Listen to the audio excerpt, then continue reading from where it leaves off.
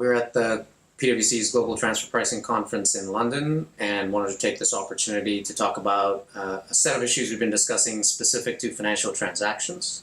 Just as a means of introductions, I'm Krishnan Chandrasekhar and lead the financial transactions practice for the network globally. And I'm joined with Loic Webb-Martin, who leads the practice here in the UK, and Dan Pybus, who's a director here who spends a lot of time on financial transactions here in the UK practice. We just want to spend a few minutes and talk about two broad themes around what we've been talking to clients here about. So the first set of questions, guys, I wanted to talk about, from a client perspective, what are we seeing in the market? Perhaps from a technical perspective, Loic, to start us off. Yeah, thanks, Krish. It's interesting, actually, because over the last 18 months or so, we've seen some real practical challenges emerge from clients around their treasury models. And that's manifested itself in a couple of ways. One, structurally, clients are having to think much harder about what kind of a treasury model they're really operating. So they're having to think deeply about whether the old model that they've been applying is fit in today's environment.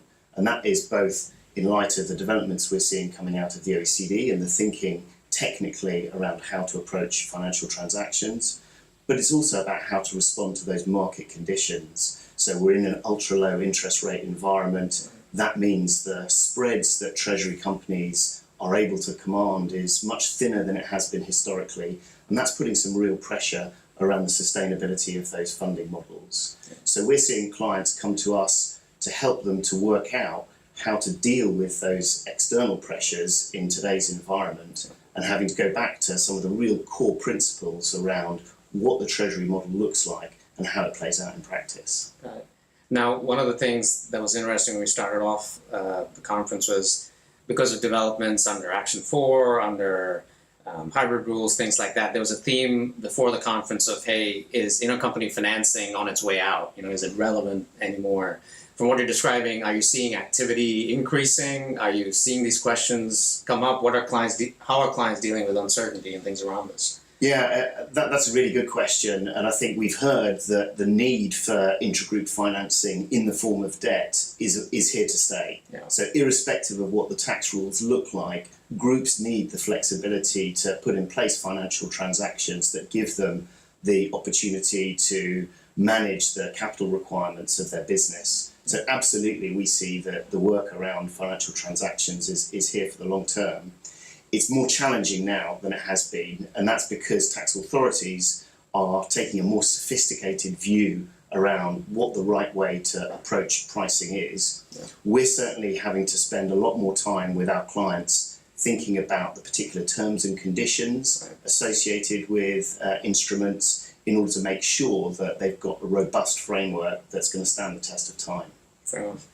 And terms and conditions makes me think of kind of the controversy side. Chevron is something, a lot of people have been talking about. So maybe Dan, bringing you in, what are we seeing in the market, but from the context of kind of tax authorities and controversy?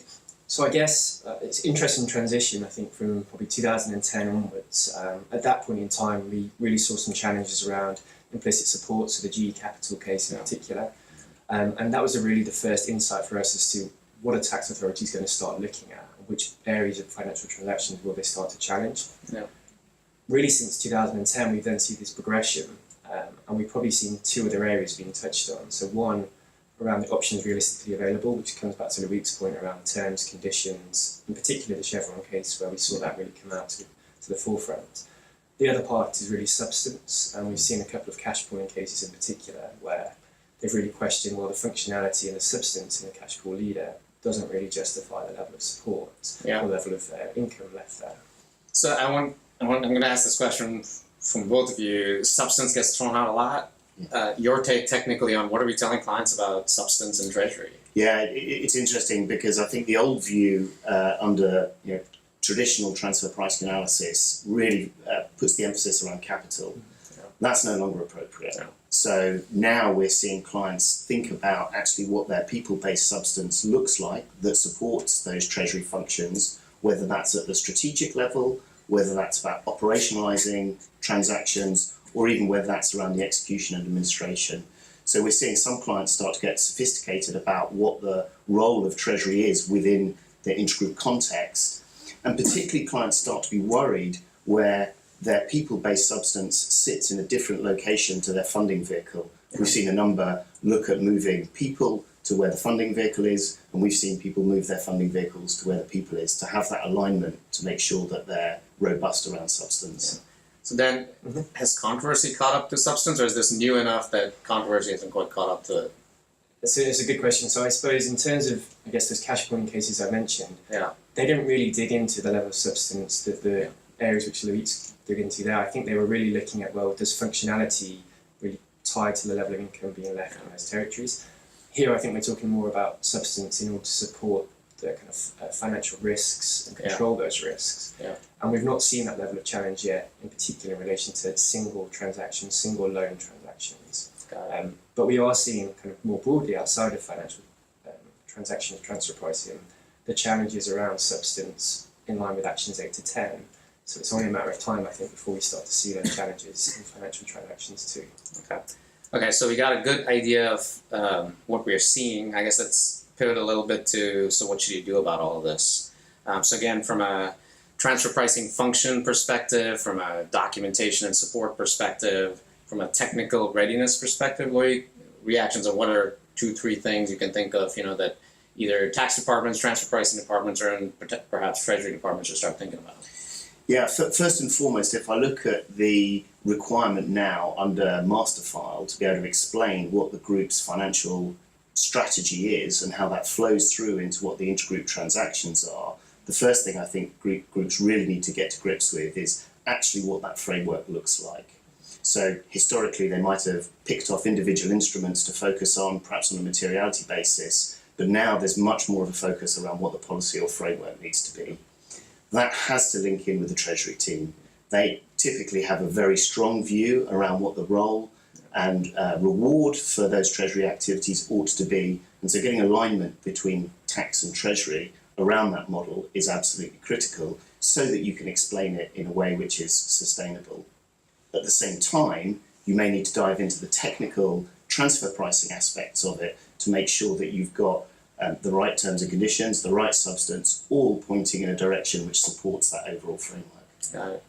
So then, from a controversy management perspective, I'm sure some of those points kind of carry over, but if you're looking at this in hindsight, the transactions are already in there, anything you can do to remediate, or suggestions to kind of improve the file, I guess, from a controversy perspective? Yeah, I guess the way to look at this, taking a more high-level perspective from where Loic looked today, is maybe what are the key themes which came out of those cases we have seen? And in hindsight, what might you have done, or what questions should you be asking now to make sure you get comfortable with those particular areas? So taking options realistically available, the real questions which come out of that are, as a borrower, could you and would you really have entered into that transaction, given all the conditions which existed at that point in time? And all of those cases always boil down to those 2 fundamental questions. I think from a synergies perspective, the question there is, have you factored in the group level of support, so the implicit support? Again, if you've not done that, then now's the time to start considering, well, actually, do I need to change my pricing strategy for the group? Do I need to change the way I price loans within my particular group entities? The substance one is the one which we've not seen enough that we can really understand how tax authorities will really challenge it going forward. I think it's fair to say that certainly no substance is clearly the wrong answer. What you need to be doing is documenting why you think that the substance you do have is the correct level of substance for the transaction you're looking at. Great. Well, thanks, guys. And I think if I kind of summarize the themes I'm taking away from all the discussions we've had, including reactions from clients, is I think, fundamentally, one, these transactions are becoming more front and center. There's more questions that we're getting. There's more kind of technical questions to address now in this new environment of increased rules around these sorts of transactions, financial transactions. Second point is, in the absence of rules, controversy is setting some precedent, though not necessarily in a consistent basis in every jurisdiction. So it actually is increasing the burden on taxpayers having an upfront view of what their model is, why that model is robust and fit for purpose under these rules, and having that upfront point of view and case around why your treasury model is in fact consistent with the arm's length standard and can meet all the pricing requirements that we see. Thanks for the time.